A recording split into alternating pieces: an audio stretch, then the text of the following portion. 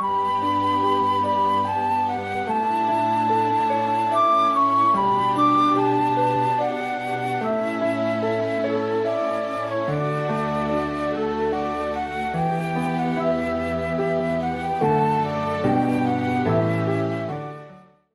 a orar, hermanos. Señor, te damos gracias por este nuevo tiempo que nos permites ahora, Señor, también para estudiar tu palabra. Te pedimos, Señor, que uses a tu Espíritu Santo para aplicar todas las verdades que vamos a ver en nuestras vidas, que nos sigas haciendo crecer en el entendimiento de tu palabra y que lo hagas para tu gloria. En el nombre de Jesús oramos. Amén. Hermanos, les invito a abrir sus Biblias al libro de Gálatas, la epístola de Pablo a los Gálatas, capítulo 5, versículo 1. Gálatas 5, 1. Dice así la palabra del Señor: Estad pues firmes en la libertad con que Cristo nos hizo libres, y no estéis otra vez sujetos al yugo de esclavitud. En 1521, Martín Lutero fue convocado por el emperador Carlos V a la dieta de Worms, con el propósito de que se retractara de todo lo que él había escrito hasta el momento.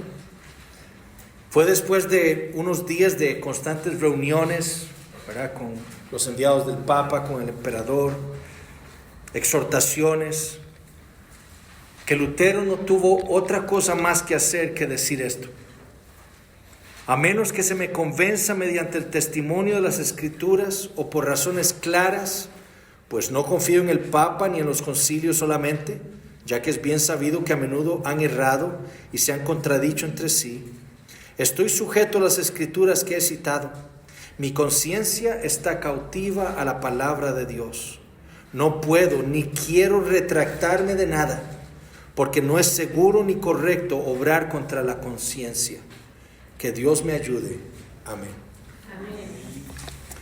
32 años después, el domingo de Pascua de 1553, los libertinos, que eran un grupo de hombres que se caracterizaban en Ginebra por vivir una vida impía, diciendo ser cristianos, ellos decidieron presentarse en aquel domingo a la iglesia y tomar la cena del Señor, sabiendo que estos hombres no eran dignos de tomar los elementos de la mesa del Señor en su condición. Calvino se interpuso entre los libertinos que venían a tomar de la mesa y la mesa del Señor para resguardar los elementos. Y Calvino les dijo esto: estas manos las pueden aplastar, estos brazos los pueden cortar, mi vida la pueden quitar, mi sangre es de ustedes, pueden derramarla, pero jamás me obligarán a dar cosas santas a los profanos, ni a deshonrar la mesa de mi Dios. En 1576, diversos grupos de pastores de Inglaterra se estaban congregando en lo que ellos llamaban conferencias, con el propósito de estudiar la Biblia. La reina había impedido que los hombres fuera de la iglesia anglicana estudiaran y se prepararan. Estos hombres, que entendían que la iglesia anglicana no estaba bien, decidieron separarse y se empezaron a reunir en lo que llamaban conferencias, y lo que hacían era estudiar. Estudiaban hebreo, griego, retórica, lógica, y todo con el propósito de servirle mejor a sus hermanos en la iglesia. Sin embargo, estas conferencias eran una amenaza para la reina Isabel I. La reina entonces envía una carta a Edmundo Grindal, que era el arzobispo de Canterbury en aquel momento, y le ordenó suprimir, es decir, parar con esas conferencias. El 20 de diciembre, Grindal le responde a la reina con estas palabras: y por mi parte, porque estoy muy bien seguro, tanto por razones y argumentos extraídos de las Escrituras Sagradas, como por experiencia, el sello más seguro del conocimiento seguro, de que dichos ejercicios para la interpretación y exposición de las Escrituras y para la exhortación y el consuelo extraído de las mismas son rentables para aumentar el conocimiento entre los ministros y tiende a la edificación de los oyentes. Me veo obligado, con toda humildad y sin embargo claramente a profesar que no puedo, con la conciencia segura y sin la ofensa de la majestad de Dios, dar mi asentimiento a la supresión de dichos ejercicios. Mucho menos puedo enviar cualquier orden judicial para la subversión total y universal del mismo. Digo con San Pablo, no tengo poder para destruir, sino solo para edificar. Y con el mismo apóstol, no puedo hacer nada contra la verdad, sino por la verdad. Y le dice esto a la reina: tenga paciencia conmigo, le suplo, señora. Si elijo más bien ofender a su majestad terrenal que ofender a la majestad celestial de Dios. Finalmente, en 1633, cuando la iglesia de Inglaterra estaba forzando a los pastores puritanos a usar vestimentas sacerdotales, William Ames, el gran teólogo de los puritanos, respondió por escrito con las siguientes palabras: aquellas cosas que son usadas en las ceremonias de los papistas, no como ritos comunes, sino como signos sagrados especiales de cosas espirituales, deben ser rechazadas por nosotros, no solo por su abuso, sino por su misma naturaleza. Ahora, ¿por qué cito todo esto? Bueno, porque deseo que nos hagamos nosotros esta pregunta: ¿por qué fue que estos hombres respondieron así? ¿Por qué Lutero dijo al emperador y a los enviados del Papa: yo no me puedo retractar de nada, lo que he escrito es bíblico? ¿Por qué fue que Calvino pudo preferir que lo mataran antes de darle de los elementos de la mesa del Señor a esos impíos? ¿Por qué fue que Grindal no suprimió esas conferencias cuando él supo que eso era algo bueno y bíblico, y prefirió ofender a la reina que a Dios? ¿Por qué fue que Ames rechazó esas vestimentas que la iglesia anglicana quería decir: esto es algo sagrado, sin esto el evangelio no está bien enseñado, esto es parte, algún requisito que ustedes tienen que usar si quieren ser ministros? ¿Qué fue lo que los motivó a resistir la autoridad civil y religiosa? Bueno, la única respuesta a eso es su entendimiento de la doctrina de la libertad cristiana. En la Edad Media, la Iglesia Católica Romana, por ejemplo, había impuesto una tiranía en la religión. Según Roma, por ejemplo, el cristiano era gobernado por la palabra de Dios, pero también por la iglesia. Es decir, por las autoridades eclesiásticas, especialmente por el Papa. Para la Iglesia Católica Romana, el Papa es la iglesia. Los laicos no son la iglesia. Donde esté un sacerdote, ahí está la iglesia, dicen ellos. Pero sobre todo, donde está el Papa, está la iglesia. Los reformadores atacaron esa tiranía con dos doctrinas.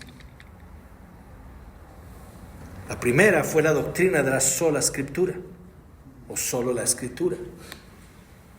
Y la otra doctrina que los reformadores usaron para destruir y atacar esa tiranía de Roma fue la doctrina de la libertad cristiana. Para los reformadores, Roma había querido usurpar la autoridad divina sobre las conciencias de los hombres. Usted tiene que usar esas vestimentas. Usted tiene que hacer esto si quiere ser salvo. Y fue así entonces con la doctrina de la libertad cristiana que enseñaron contra Roma y contra la tiranía de la iglesia desde las escrituras. Lo mismo hicieron los bautistas particulares en el siglo XVII contra la iglesia anglicana, que quería funcionar de la misma manera, y lucharon con la doctrina de la libertad cristiana.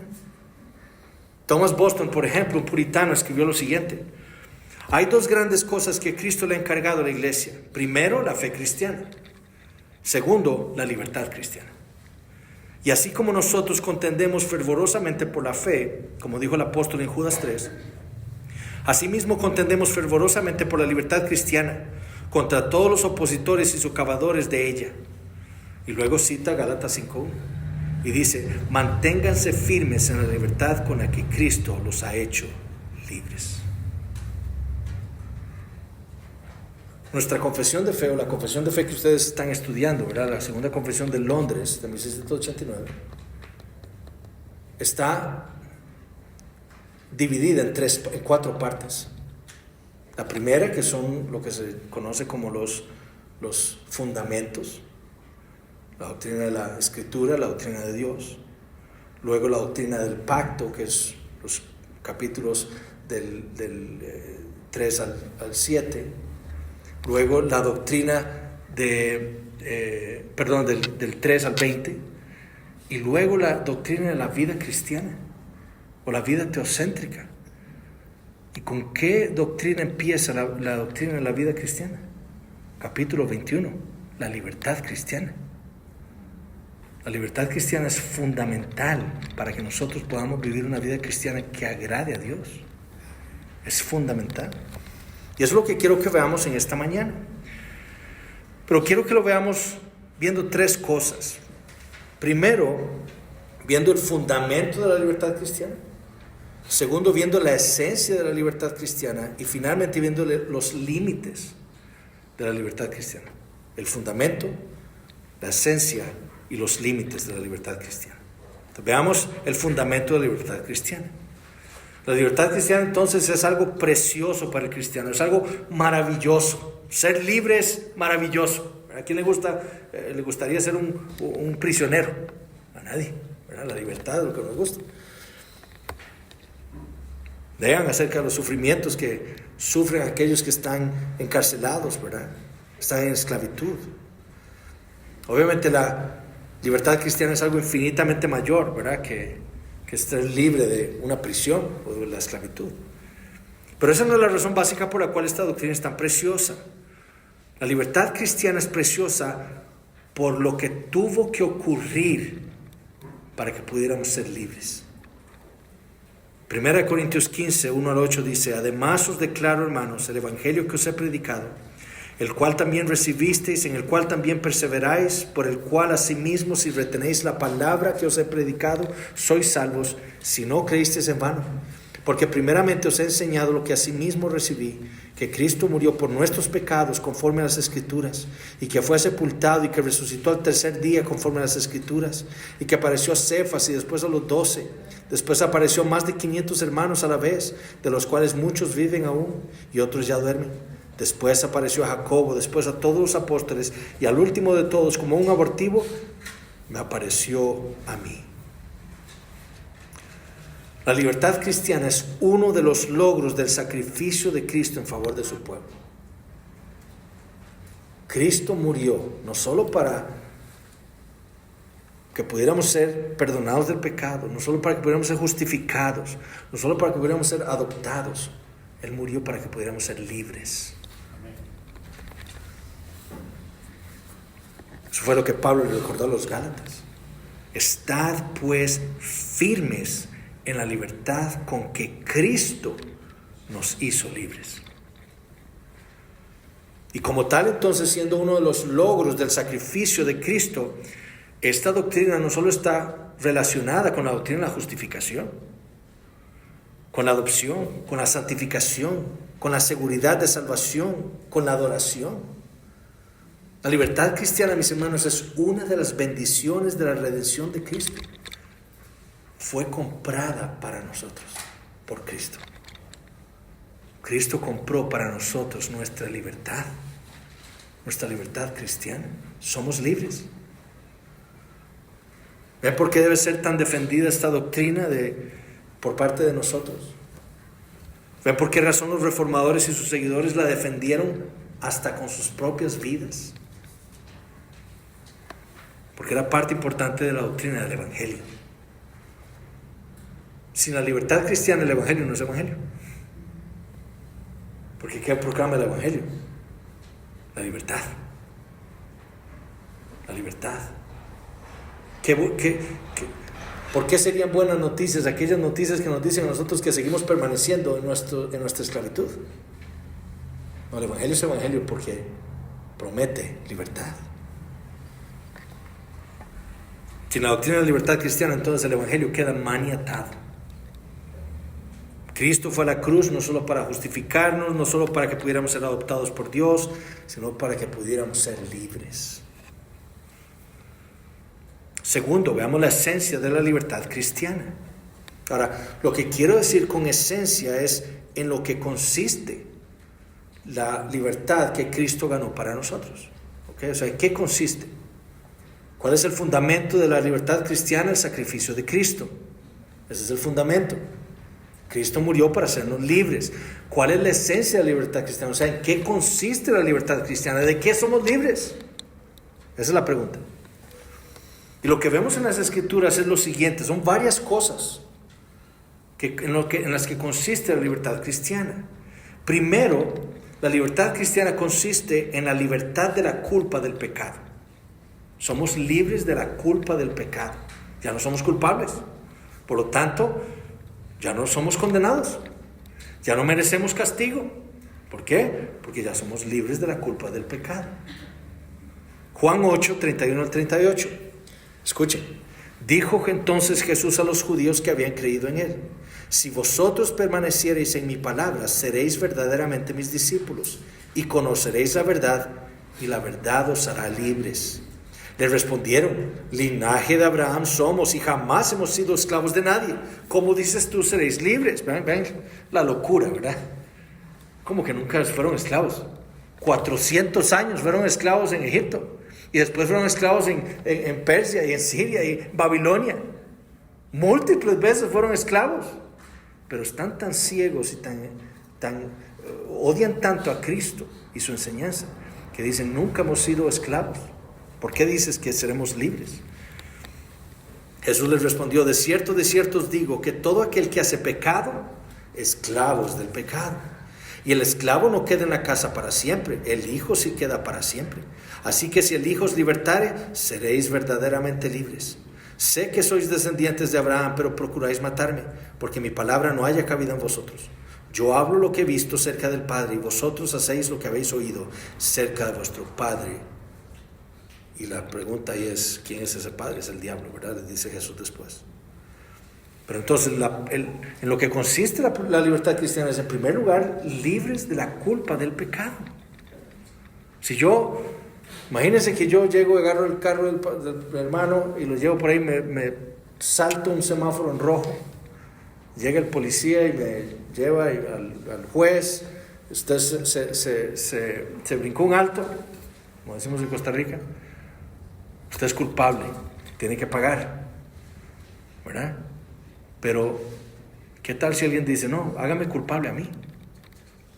Entonces ya yo soy libre de esa culpa. Y entonces, ¿qué tiene que hacer el juez conmigo? Dejarme ir. Soy libre de la culpa, porque otro asumió la culpa por mí. Entonces, la libertad cristiana consiste en eso, en la libertad de la culpa del pecado. Ya no soy culpable delante de Dios. Segundo, la libertad consiste en libertad de la ira condenatoria de Dios. Entonces, no es que solo somos libres de la culpa, es que sin culpa entonces ya no hay ira. La culpa trae ira. Éramos, ¿cómo leímos en Efesios 2, 1 al 3? Éramos esclavos del pecado, muertos. Hacíamos lo que la carne quería, por lo tanto éramos hijos de ira, ¿verdad? Eso es el resultado. Sin Cristo estábamos condenados a sufrir la ira eterna de Dios. Romanos 5:9, pues mucho más estando ya justificados en su sangre, por él seremos salvos de la ira. Libres de la ira de Dios, por lo que Cristo hizo. Entonces Cristo compró para nosotros la libertad de la ira condenatoria de Dios, del Dios 3 veces santo. La ira que merecíamos. Ya no hay ira para los que están en Cristo. Ahora pues, ninguna condenación hay para los que están en Cristo Jesús, los que no andan conforme a la carne, sino conforme al Espíritu. Tercero, la libertad cristiana consiste en la libertad de la severidad y la maldición de la ley. En la Escritura encontramos afirmaciones como estas, por ejemplo, Romanos 7:6. Pero ahora estamos libres de la ley por haber muerto para aquella en que estábamos sujetos, de modo que sirvamos bajo el régimen nuevo del Espíritu y no bajo el régimen viejo de la letra. Encontramos cosas como en Gálatas 2:19, porque yo por la ley soy muerto para la ley, a fin de vivir para Dios. Gálatas 5:18, pero si sois guiados por el Espíritu, no estáis bajo la ley. Romanos 6:14, porque el pecado no se enseñoreará de vosotros, pues no estáis bajo la ley, sino bajo la gracia. La ley de Dios es severa. ¿Cómo sabemos que es severa? Bueno, haz esto y vivirás. Si no hacemos eso, ¿qué nos pasa? Moriremos. Pero la ley de Dios no admite ni una sola falla. Hacéis esto perfectamente y viviréis. Si no lo hacéis, moriréis. Entonces la ley de Dios es severa. Y es severa porque exige perfección. Ese es el problema. Porque Dios es perfecto. Su carácter está reflejado en su ley. Y el que no cumple la ley de la perfección merece la ira de Dios. Dios exige una perfecta obediencia, una perfecta justicia, una sumisión perfecta a sus postulados. Dios exige la perfección. Dios dice que yo debo amar a mi esposa como Cristo amó a la iglesia. Eso es imposible para mí, pero es lo que la ley exige.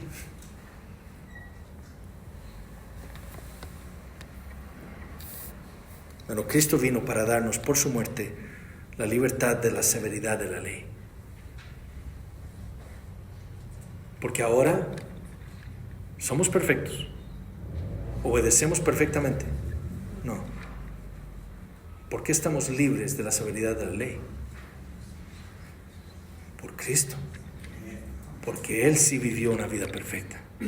Porque Él sí fue perfectamente obediente a Dios su Padre. Porque Él sí amó a su esposa perfectamente.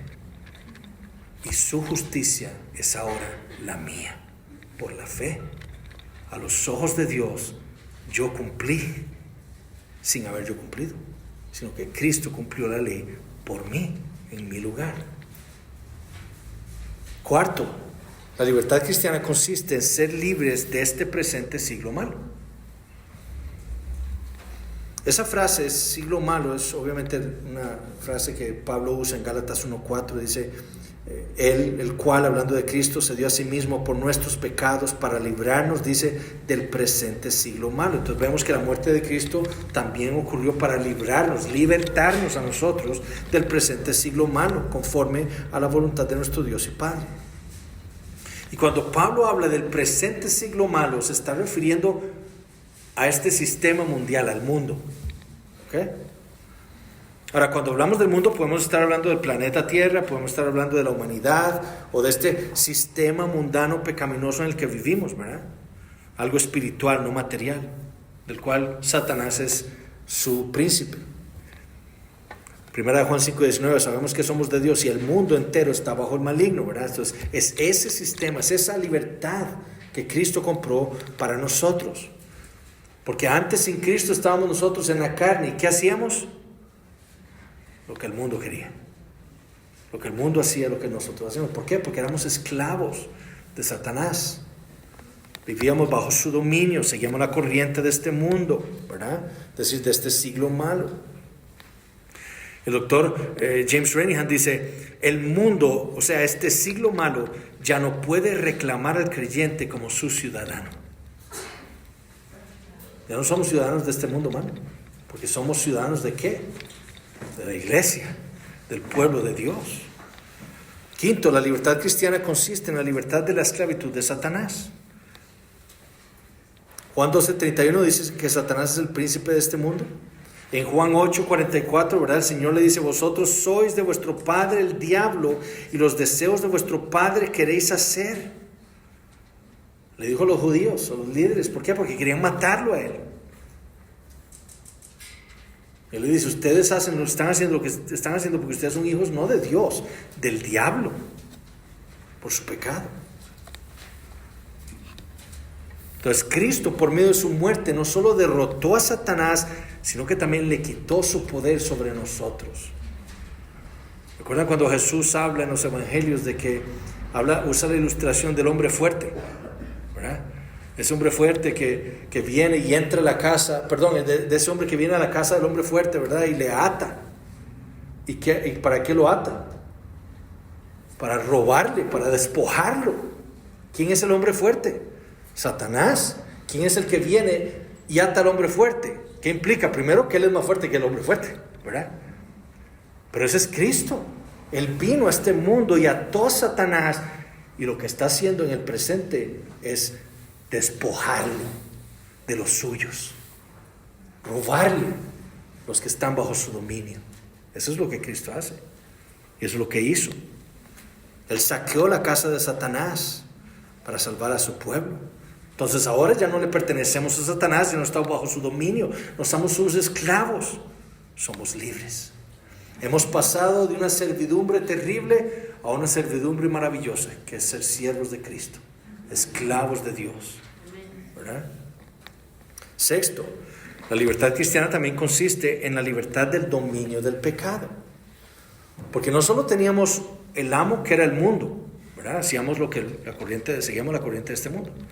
No solo teníamos a Satanás como amo, teníamos al pecado como un amo en nuestras vidas también. Nuestra carne le llama, Efesios capítulo 2. Vivíamos en otro tiempo en los deseos de nuestra carne. Es decir, que la carne nos dominaba. Lo que la carne quería hacer, lo hacíamos. ¿Por qué? Porque era nuestro amo, nuestro pecado. Y con la muerte entonces Cristo compró para nosotros la libertad del dominio del pecado. Ya no le debemos sujeción a la carne. Somos deudores, dice Pablo en Romanos capítulo 8, no a la carne. ¿Qué hizo la carne por nosotros? Nada, solo hacernos pecar. ¿Para quién somos deudores? ¿A quién somos deudores? A Dios. Por Cristo. Es la libertad que Cristo nos ha concedido. Además, 7, la libertad cristiana consiste en la libertad del mal de las aflicciones. Y nuestra confesión lo dice así, en el capítulo 21. Se llama que somos libres del mal de las aflicciones. Y aquí debemos ser muy cuidadosos, ¿verdad? Porque no estamos afirmando que la libertad cristiana consiste en ser librados de las aflicciones. Eso es lo que la prosperidad dice. Si usted es cristiano, no tiene por qué sufrir. Pare de sufrir. Hay una iglesia en Costa Rica que se llama así. Pare de sufrir. Dame toda la plata y deja de sufrir. Pero así hay una iglesia que se llama así. Eso es lo que el falso evangelio de la prosperidad predica. Que el cristiano no tiene por qué sufrir aflicciones. Pero eso es una mentira. Pablo sufrió. Hebreos capítulo 11 es un testimonio contra esa mentira. Porque el autor iba a decir Pablo. Yo no creo que fue Pablo, pero el autor de los Hebreos afirma que esos hombres que sufrieron, que algunos, como la tradición judía dice que fue Isaías, que fue aserrado por el medio. Aserrados, dice Hebreos 11. Muchos fueron aserrados. Y dice el autor de los Hebreos, su fe no es digna de este mundo. Su fe. Y por su fe sufrieron aflicciones terribles. Entonces, no estamos diciendo que la libertad que Cristo compró para nosotros significa una libertad de las aflicciones de esta vida o en esta vida.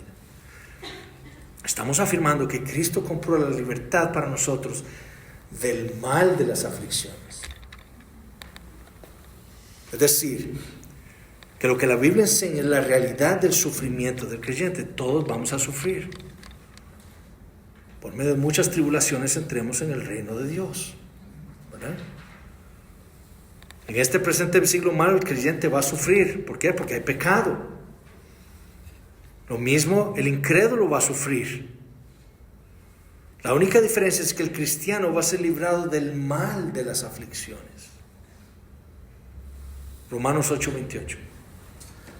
Y sabemos que a los que aman a Dios, escuchen, todas las cosas les ayudan a bien. Esto es, a los que conforme a su propósito son llamados. Todas las cosas Ahora, ¿cómo leemos o cómo interpretamos todas las cosas? ¿Solo las buenas? No, todas las cosas.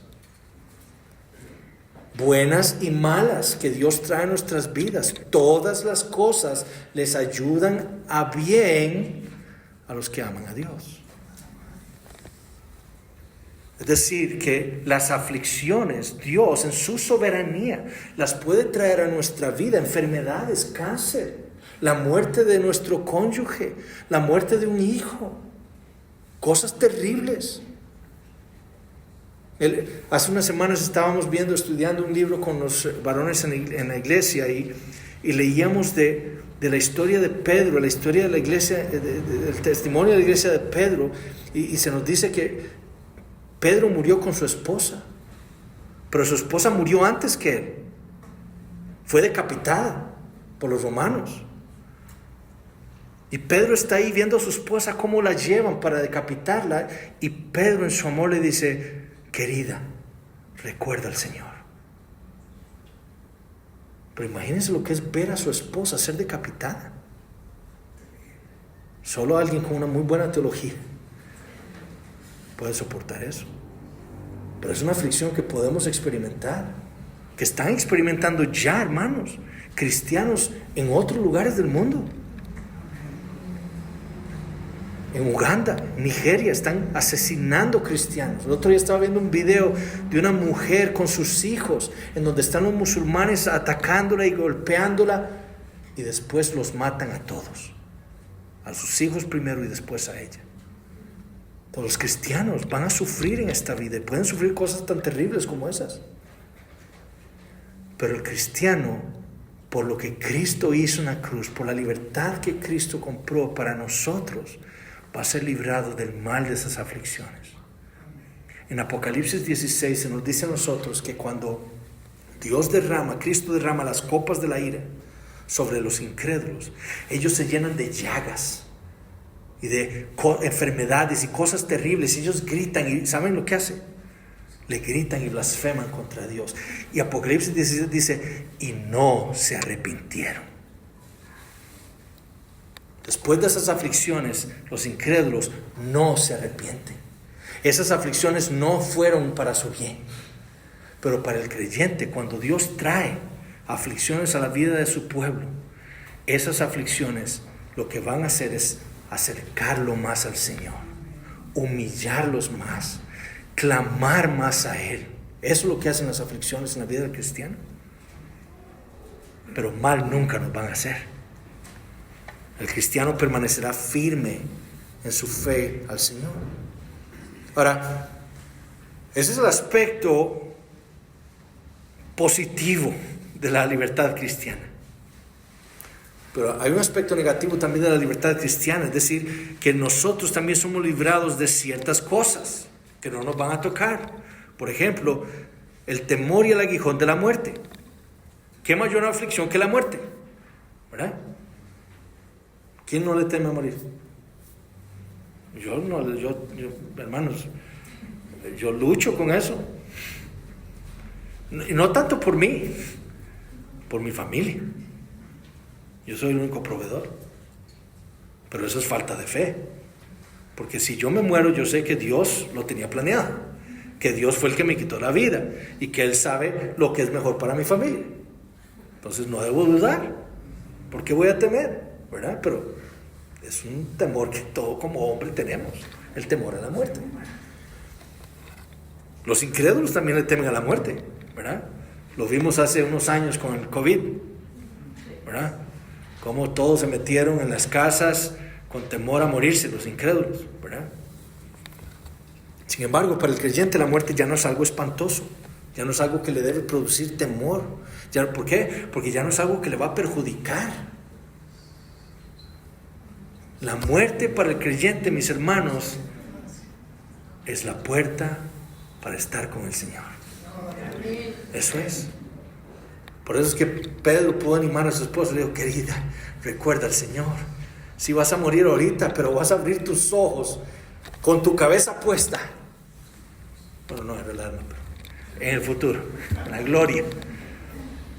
Y verás al Señor. Hebreos 2, 14 y 15. Así que por cuanto los hijos participaron de carne y sangre, Él también participó de lo mismo para destruir por medio de la muerte al que tenía el imperio de la muerte, esto es al diablo, y librar a todos los que por el temor de la muerte estaban durante toda la vida sujetos a servidumbre. Cristo vino para libertarnos del temor a la muerte.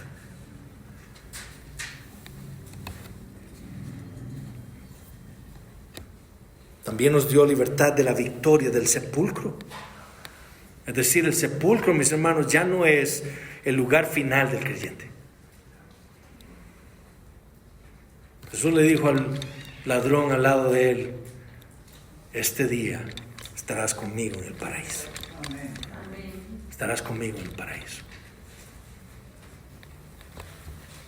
El Señor nos ha libertado de la culpa del pecado. También entonces la tumba no tiene ningún poder sobre nosotros. Tercero, la libertad cristiana también consiste en la libertad de la condenación eterna. Juan 5, 24 y 25, de cierto os digo, el que oye mi palabra y crea al que me envió tiene vida eterna y no vendrá condenación, mas ha pasado de muerte a vida.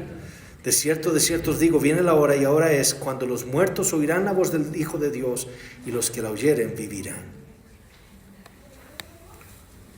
Pero la libertad cristiana también consiste en ciertos privilegios. La Biblia nos dice que los privilegios que Cristo nos ha dado a nosotros en la libertad cristiana es primero el libre acceso a Dios.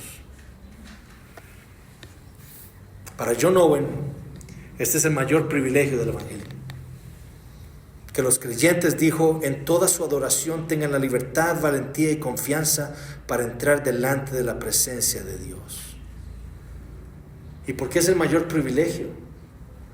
Bueno, porque nuestro pecado lo que hizo fue quitarnos esa posibilidad, el acceso a Dios. Adán y Eva pecaron, y ¿qué fue inmediatamente lo que experimentaron? La expulsión. Ellos estaban en el templo de Dios, adorando a Dios, estando con Dios, teniendo comunión con Dios, libremente. Dios venía a ellos y hablaba con ellos. Y de pronto su pecado, separados, fuera, sin acceso a Dios. Y ahora tienen querubines con espadas, revolotean para impedirles el acceso. Si ustedes se atreven a venir, van a ser despedazados. Pero Cristo, dice Hebreos 10, 19 al 22. Así que, hermanos, teniendo libertad para entrar en el lugar santísimo por la sangre de Jesucristo, por el camino nuevo y vivo que Él nos abrió a través del velo, esto es de su carne, y teniendo un gran sacerdote sobre la casa de Dios, dice, acerquémonos con corazón sincero, en plena certidumbre de fe, purificados los corazones de mala conciencia y lavados los cuerpos con agua pura. Por lo que Cristo hizo en la cruz, ahora nosotros tenemos la confianza para entrar delante del trono de Dios, con toda confianza, sin ningún estorbo. Ilustrado para nosotros cuando Jesús muere y el velo del templo, aquello que separaba el lugar santísimo del lugar santo, en donde solo una vez al año el sumo sacerdote, únicamente el sumo sacerdote podía entrar a tener comunión con Dios. Ese velo fue quitado, partido, rasgado de arriba abajo, ilustrándonos a nosotros que ahora, por lo que Cristo hizo, tenemos acceso con confianza a Dios. Ustedes saben quién fue quien se enfrentó a esos querubines en el Edén. Cristo. Él fue despedazado por esas espadas para que esos querubines fueran quitados. Y ahora nosotros pudiéramos entrar al templo de Dios, a tener comunión con Dios. También tenemos libertad para rendirle obediencia a Dios. Esto es una de las bendiciones, rendirle obediencia a Dios. La ley y la obediencia no es un yugo para el cristiano. La obediencia es la expresión más bien de la libertad cristiana. Aquel que obedece es porque es libre. El que obedece a Dios es libre. Entonces la ley y la obediencia no debe ser vista como un yugo por el cristiano. No es la expresión de su libertad. La rebeldía es más bien una evidencia de una vida de esclavitud. Y lo que Cristo hizo por su pueblo, fue entonces cambiar esa disposición rebelde de nuestros corazones por un nuevo corazón. Un corazón que ahora desea obedecer a Dios. Ezequiel 36 dice: os daré corazón nuevo y pondré espíritu nuevo dentro de vosotros y quitaré de vuestra carne el corazón de piedra y os daré un corazón de carne y pondré dentro de vosotros mi espíritu. Y escuchen: y haré que andéis en mis estatutos y guardéis mis preceptos y los pongáis por obra. Él va a hacer que obedezcamos. No a regañadientas, sino dándonos un nuevo corazón que ahora desea obedecer a Dios. Tenemos también un libre acceso al trono de la gracia, ¿verdad? Tenemos libertad para tener comunicación con el Espíritu Santo. Ahora el Espíritu Santo mora en nosotros. Es un privilegio, una bendición de Dios. Pero ¿cuáles son los límites de la libertad cristiana? Dice Gálatas 5:1: no estéis otra vez sujetos al yugo de esclavitud. Bueno, nosotros primero tenemos que entender que Dios es el verdadero amo y Señor de la conciencia. En otras palabras, solo Dios tiene el derecho y la autoridad sobre la conciencia del hombre. Si solo Dios es el Señor, solo Él es Señor de nuestras conciencias. No hay nadie más que pueda juzgar lo que es moral o inmoral, ¿verdad? Nadie. Ni siquiera nuestra conciencia. Solo Dios nos dice que es bueno y malo, ¿verdad? Si alguien se impone sobre la conciencia, si alguien dice lo que es bueno y malo, si alguien se atribuye tal autoridad para determinar lo que es bueno o malo, se está entrometiendo en el dominio de Dios. Eso fue lo que Adán y Eva quisieron hacer. Fue el engaño de la serpiente. Ustedes no necesitan a Dios. No necesitan que Dios les diga qué pueden o no pueden hacer. Ustedes lo pueden determinar por ustedes mismos. Coman. Sean autónomos. Sean ustedes su propia ley. Y comieron. Ese es nuestro pecado.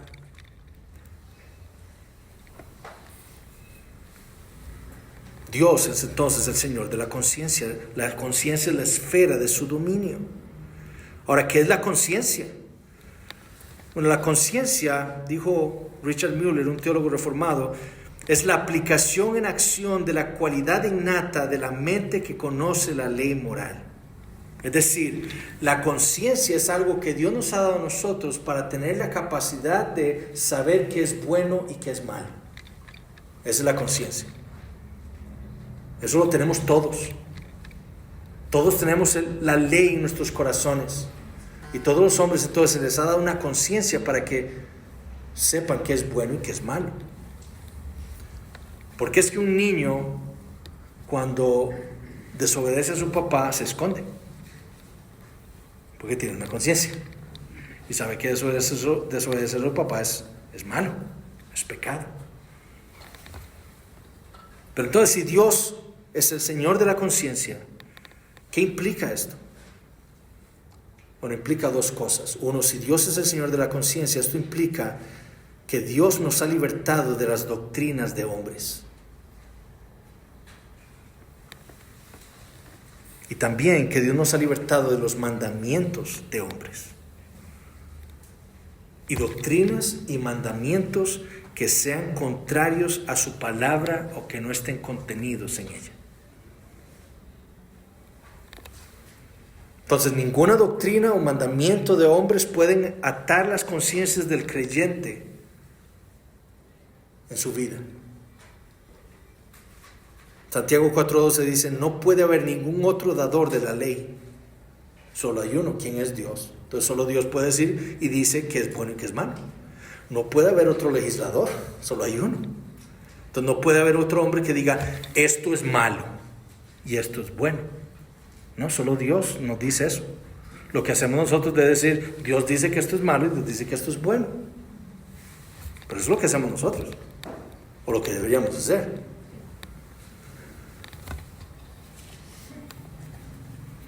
El Señor acusó a los judíos, ¿verdad? ¿Por qué? Porque ellos enseñaban mandamientos de hombres. Imponían cargas a los hombres. Por ejemplo, en el día de reposo. Si la mujer se ve en un espejo, no puede verse en un espejo en el día domingo, ¿sabían eso? Eso lo enseñaban. ¿Saben por qué? Porque si se veían y se notaban algo y querían corregirlo, ya eso era trabajar. La gallina que ponía un huevo en el día del Señor la mataban, porque estaba trabajando. No podían caminar, no sé cuánto, creo que eran como 3 kilómetros fuera de su hogar. Si caminaban más de 3 kilómetros, estaban trabajando y no podían, era pecado. Entonces, ¿saben qué hacían los judíos? Entonces, el día viernes o el jueves, en la semana anterior, la semana, iban, si tenían que viajar 15 kilómetros, entonces caminaban 3 kilómetros, ponían un objeto de su posesión en un lugar, caminaban 3 kilómetros más, colocaban otro objeto, porque entonces así pueden decir, a donde estés mi objeto, esa es mi casa. Entonces, he caminado 15 kilómetros, pero he pasado de mi casa a mi casa. Mandamientos de hombres, esclavizando al pueblo de Cristo. Por eso fue que Lutero rehusó retractarse. Porque lo que el Papa quería era que él siguiera una tradición humana. Por eso fue que Calvino rehusó darle los elementos a esos hombres. Por eso fue que Grindal rehusó obedecer a la reina. Por eso fue que William James rehusó usar esas vestimentas, porque eran mandamientos de hombres. ¿Quién dice que un pastor tenga que usar ciertas vestimentas para poder predicar? Eso no lo dice la palabra. Entonces nosotros, mis hermanos, debemos entender la doctrina de la libertad cristiana y debemos ver lo fundamental que esta doctrina es para nosotros como cristianos.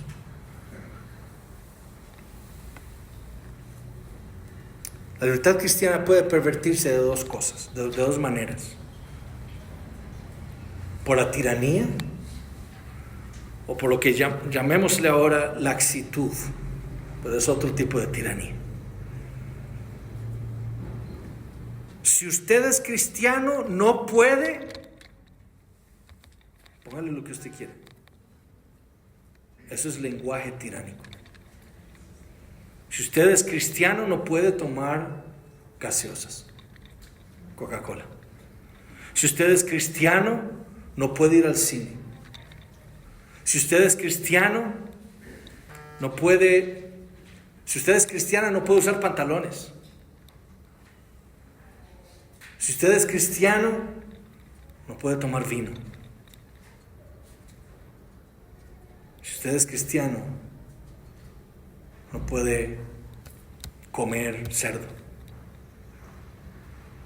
No puede tomar café. Eso es lenguaje tiránico. Nosotros no podemos exigirle a ningún creyente una fe implícita.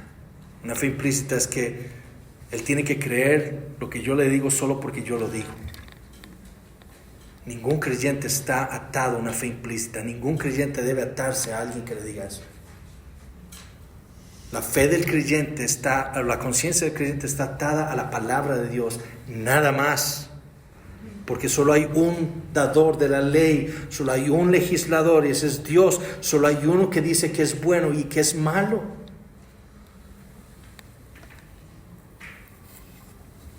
No está entonces dentro de la esfera de un pastor exigirle a los miembros de sus iglesias la comida que deben comer, ni el carro que deben comprar, ni el lugar donde deben vivir, ni la escuela donde deben tener a sus hijos, ni la corbata que deben traer a la iglesia, ni la música que deben escuchar, ni si deben ir al cine o no. A ese tipo de cosas se les conoce como adiáfora. Adiáfora es un término griego que significa indiferente. Y se usa para referirse a cualquier cosa que exista fuera de alguna categoría moral. Es decir, robar es moral, es una categoría moral. Pero la comida que usted come no entra dentro de ninguna categoría moral. Mentir entra en una categoría moral, pero no la corbata que usted use. ¿Me explico? Eso es indiferente. Es decir, la Biblia no habla con respecto a esas cosas. Sí nos da principios, como vamos a ver, pero no dice el tipo de corbata que los pastores deben usar el día domingo.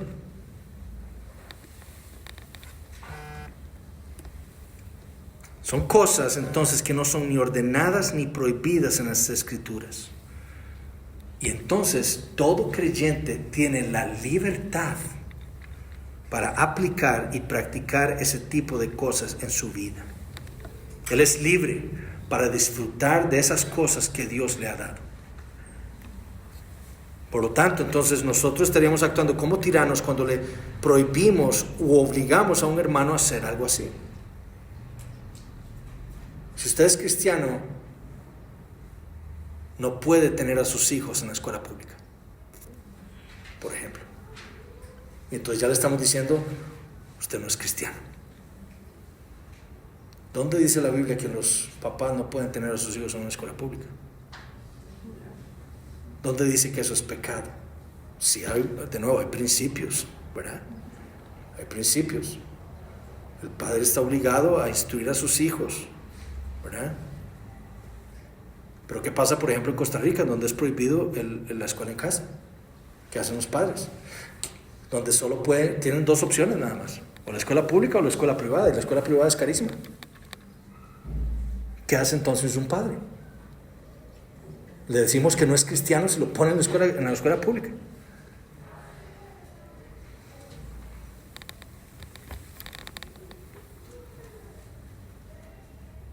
Y esto es algo, mis hermanos, que ha plagado a muchas iglesias. Usted debe hacer esto porque yo le digo que lo debe hacer. Eso es tiranía pastoral. Pero también existe, y podemos dar muchísimos ejemplos de esto. ¿Dónde dice la Biblia que un cristiano no puede ir al cine? ¿Hay algún mandamiento? No irás al cine. ¿No? Si hay un principio, todo lo que usted haga, hágalo para la gloria de Dios. O sea, usted no va a ir al cine a ver una película inmoral. Yo le digo a mis hijos, vean, cuando ustedes vayan a hacer algo, ustedes tienen que pensar en esto, que Dios está ahí, y Dios está ahí con ustedes. Y lo que ustedes quieren escuchar de Dios es, muy bien, me estás honrando con lo que estás viendo, me estás honrando con lo que estás escuchando, me estás honrando con lo que estás haciendo. Porque si no es así, entonces estamos pecando. Pero ¿qué pasa si voy a ver una película que no es inmoral, donde no se blasfema el nombre de Cristo, donde no se dicen malas palabras? El cristiano puede ir y disfrutar de ese arte. O el café. Hay personas que piensan, que dicen que el tomar café es pecado. Pero ¿dónde dice la Biblia que tomar café es pecado? ¿Quién creó el café? Dios. Y entonces nos lo ha dado a nosotros para disfrutar. Pues nadie nos puede decir que tomar café es pecado y que si no somos cristianos si tomamos café. O el vino. ¿Dónde dice la Biblia que tomar vino es pecado? Porque si hay un mandamiento, Cristo no es nuestro Salvador, porque Él tomó vino. Pero Cristo no pecó, dice la Biblia. Entonces, tomar vino no es pecado. Lo que la Biblia llama pecado es el abuso del vino, es el emborracharse con vino. Eso es pecado. Pero el tomar vino no. La Biblia no dice eso. Es más, los salmos dicen que el vino fue dado por Dios como para alegrar el corazón del hombre. Como algo bueno, un regalo de Dios para disfrutar. Entonces, el hombre puede tomar. Es más, ningún cristiano tomó jugo de uvas hasta hace más de 250 años. Porque hace 250 años se inventó la pasteurización. Y fue la primera vez en la historia en donde se pudo crear el jugo de uvas puro sin fermentar. Antes todos tomaban vino. No existía el jugo de uvas, porque no existía la pasteurización. Entonces estaremos condenando a toda la cristiandad hasta hace 250 años de que no eran cristianos. Pero también puede existir la tiranía de lo que se llama el hermano débil.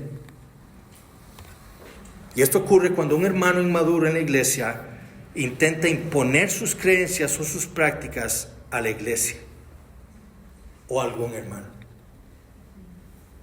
Entonces, escuchen 1 Corintios 8, 4 al 9, dice: acerca pues de las viandas que se sacrifican a los ídolos, sabemos que un ídolo nada es en el mundo, y que no hay más que un Dios. Pues aunque haya algunos que se llamen dioses, sea en el cielo o en la tierra, como hay muchos dioses y muchos señores, para nosotros, sin embargo, solo hay un Dios, el Padre, del cual proceden todas las cosas, y nosotros somos para Él. Y un Señor Jesucristo, por medio del cual son todas las cosas, y nosotros por medio de Él. Pero no en todos hay este conocimiento, porque algunos, habituados hasta aquí a los ídolos, comen como sacrificado a ídolos, y su conciencia, siendo débil, se contamina. Si bien la vianda no nos hace más aceptos ante Dios, pues ni porque comamos seremos más, ni porque no comamos seremos menos. Pero mirad que esta libertad vuestra no venga a ser tropezadero para los débiles. Pues Pablo afirma que los hermanos inmaduros no comían viandas, no comían carne, ¿verdad? Y pecaban porque estaban convencidos en sus conciencias que comer carne era pecaminoso. Ese era su problema. Ellos estaban convencidos que comer carne era pecado.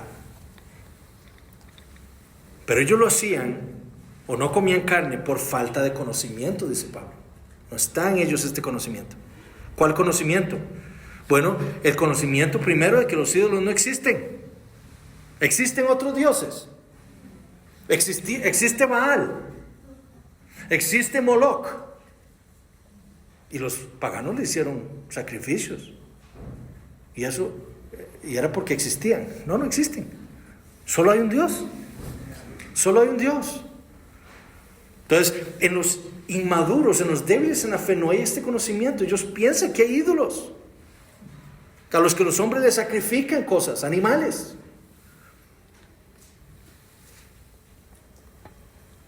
Además, ignoran que todas las cosas provienen de Dios. ¿Quién creó la vaca que nos comemos todos los días? Dios. Dios la creó, o la creó Satanás, o la creó Moloch, o Astaret. ¿Quién la creó? Dios, porque solo hay un Dios. Y por lo tanto, todas las cosas son legítimamente disfrutables por nosotros, porque Dios las creó.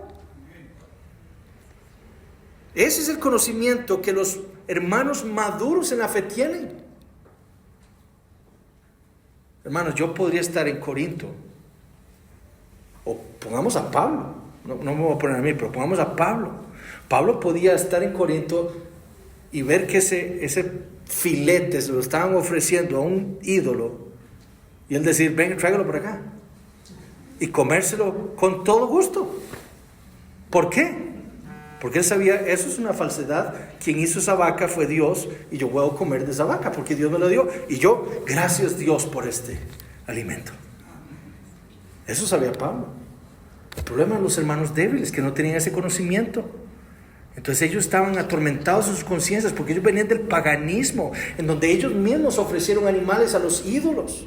Entonces ellos decían: ¿cómo yo voy a comer? ¿Cómo voy a hacer lo mismo, a comer carne sacrificada a Dios, cuando yo eso es lo que yo hacía en el pasado? Pero es porque son inmaduros en la fe.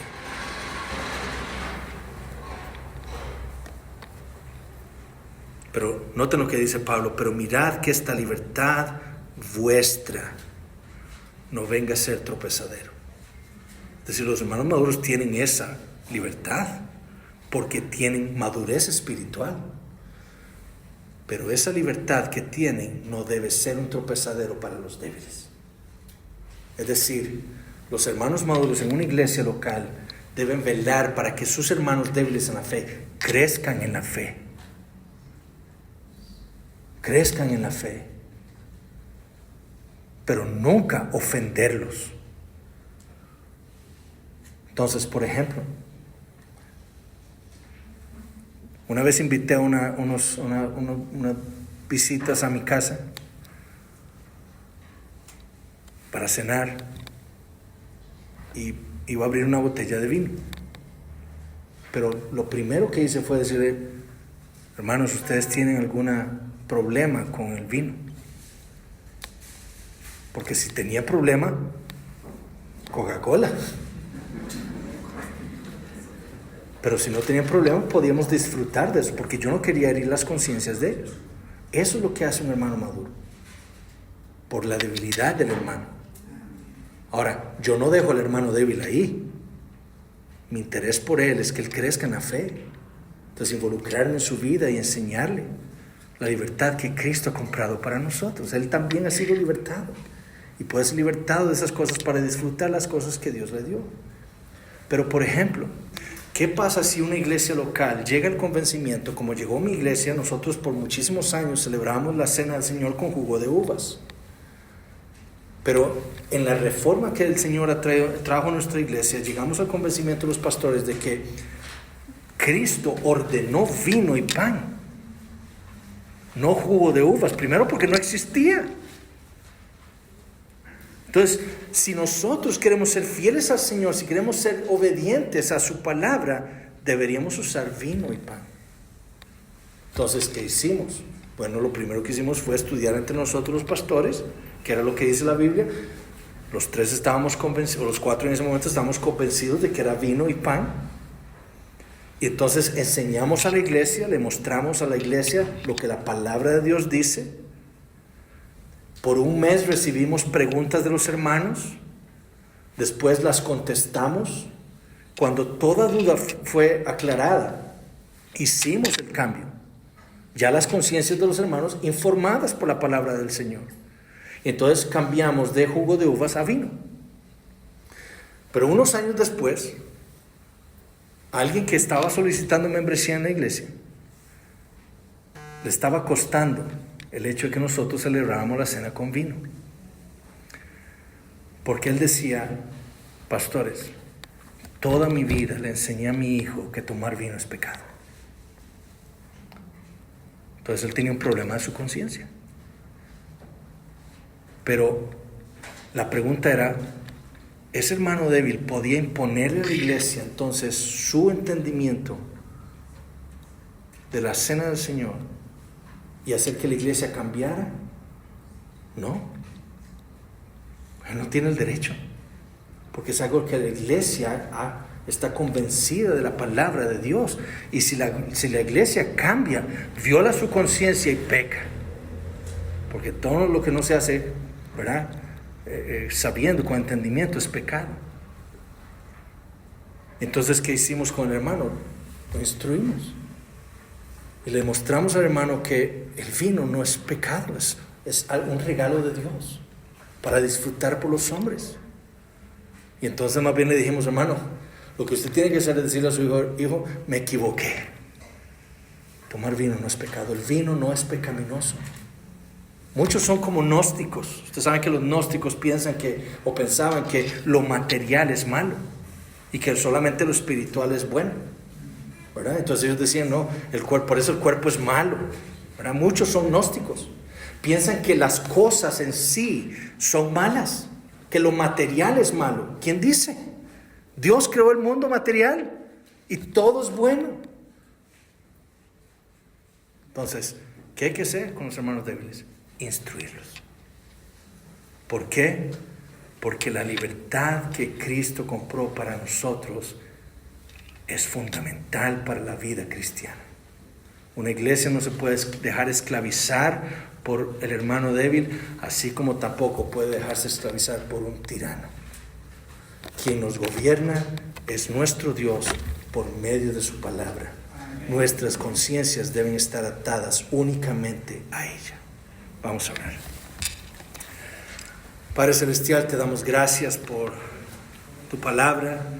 por la sabiduría, Señor, que nos has dado en ella. Te pedimos, Señor, que tu Espíritu Santo haga la obra en nuestros corazones, que nos pueda mostrar, Señor, la belleza de este regalo que nos has dado en Cristo Jesús, esa libertad del mundo, del Satanás, del pecado. Disfrutar, Señor, de los privilegios que nos has dado y las bendiciones. Oh Padre Santo, perdónanos por ser negligentes con nuestra libertad. Perdónanos, Señor, por las veces que no hemos entendido, Señor, el regalo que nos has dado. Que podamos entonces ser libres para disfrutar la vida cristiana para tu gloria. Lo pedimos en el nombre de Jesús. Amén.